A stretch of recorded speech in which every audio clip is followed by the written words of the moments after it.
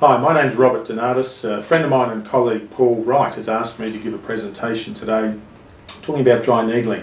There's a lot of courses and options out there for dry needling, and we've been running them for some time now, so he's asked me to give a bit of information, a bit of background into not only our courses but just dry needling in general.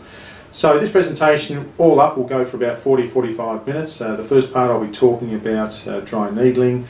I'll do a little bit of a comparison to acupuncture, but I can tell you now I'm not an acupuncturist, but I know just a fraction about it, just to give you an idea of the difference between the two.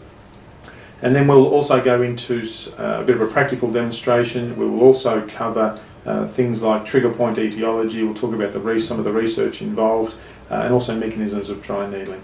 And what you're about to hear is really an extract from a course that we run that's called Dry Needling for the Needle Phobic and Needle Inquisitive. So many of the courses, and our course is a 3-day course, many of the courses out there are 2 or 3-day courses.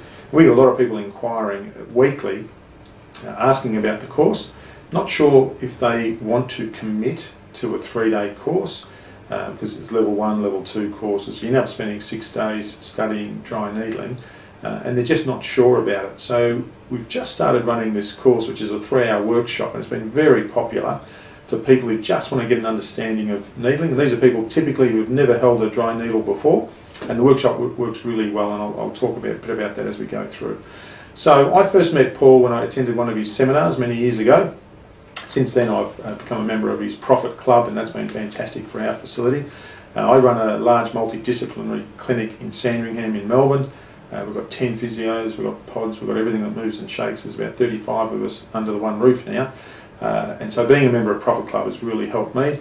And then recently Paul asked me if I wanted to go part of his new venture, which is this physio professor, where there's all sorts of opportunities for members to access an education portal. So I'm excited to be part of that, and hopefully you'll enjoy what's about to happen.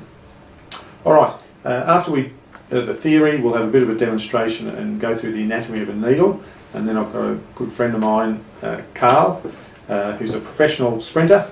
I've treated him since he was 6 years old, and he's now fully defined professional athlete at the age of 26, sorry Carl, and we're going to needle him and show you what is called a local twitch response within a muscle, and just give you an idea of what it's all about.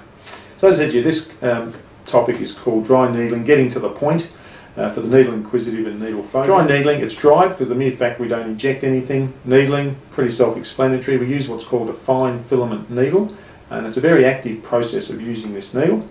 So dry needling typically involves multiple advances of this fine filament needle to deactivate a trigger point and influence pain and function. But we'll expand upon that as we go along.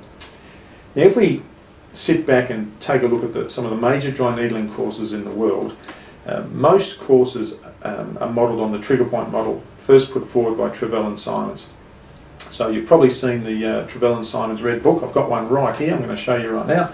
The book on myofascial pain and dysfunction on trigger points. This is put forward by Travell and Simon, and this has been pretty much my Bible for the last 20 years that I've been in practice. And there's an excellent course run in Maryland, USA, where they talk about the trigger point model and how to identify trigger points, deactivate trigger points using a fine filament needle.